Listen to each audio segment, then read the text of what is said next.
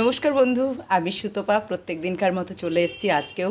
তা আজকে সকালটা, আজকে বৃহস্পতিবার, আজকে লক্ষ্মীর পুজো, তাই সকালটা শুরু করলাম পুজো দিয়ে। এমনিতেও তো পুজো করি প্রত্যেক দিনই, তা সবার জন্য, সবার মঙ্গল কামনার জন্য, শুধু আমার জন্য না সবার জন্যই করলাম, আমার যতটুকু করার।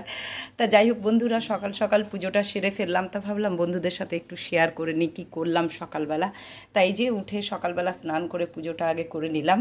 তা পুজোটা করে নিয়ে তারপরে তুলসী গাছে জল দিলাম, দিয়ে এইবারে চা অলরেডি একবার খাওয়া হয়ে গেছে।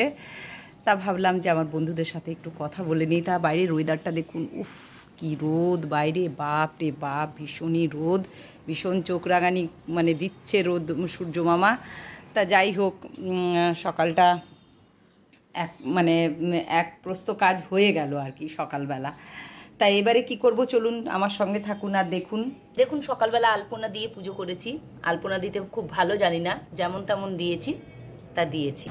2-3 জায়গায় আলপনা দিয়েছি, এই যে আবার দেখুন এখানেও দিয়েছি। এটা আমাদের মেন মানে সদর দরজা, এখানেও আলপনা দিয়ে সকালবেলা আগে আলপনা দিয়েছি, তারপর পুজো করেছি। দেখুন বন্ধুরা, এখানে আমি কড়াইটা গরম করে নিয়েছি।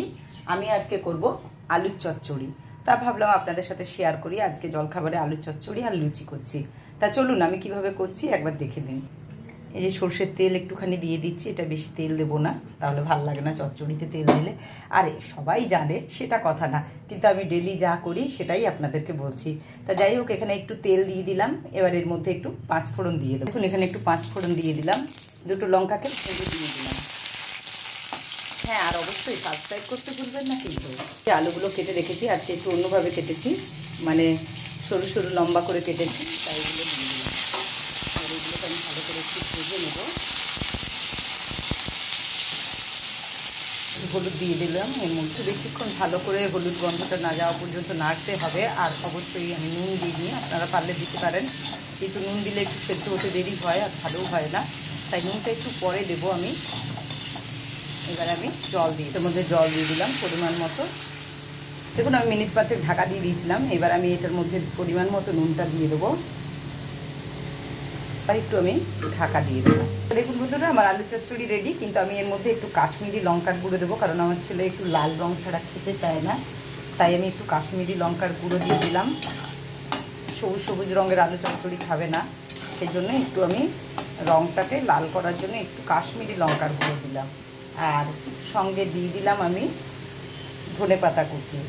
আপনারা চাইলে মিষ্টি দেবেন, অনেকে মিষ্টি খায়, কিন্তু আমার ছেলে খায় না বলে আমি আর দিলাম না। ছেলে বা ওর বাবা দুজনেই কেউই মিষ্টিটা পছন্দ করে না আলু চচ্চড়িতে, সেই জন্য আমি দিলাম না। কিন্তু একটু মিষ্টি দিলে খুবই ভালো লাগে, আমার তো নিজের খুবই ভালো লাগে। তা যাই হোক, এখন সকালবেলা আপনাদেরকে এই আলু চচ্চড়ি দিয়ে শুরু করলাম। আপনারা ভালো থাকবেন, সুস্থ থাকবেন, অবশ্যই সাবস্ক্রাইব করবেন, কিন্তু সাবস্ক্রাইব করতে ভুলবেন না, আর আমাকে সঙ্গে রাখবেন। আমি সুতপা আবার আসবো। এখন টাটা, ভালো থাকবেন।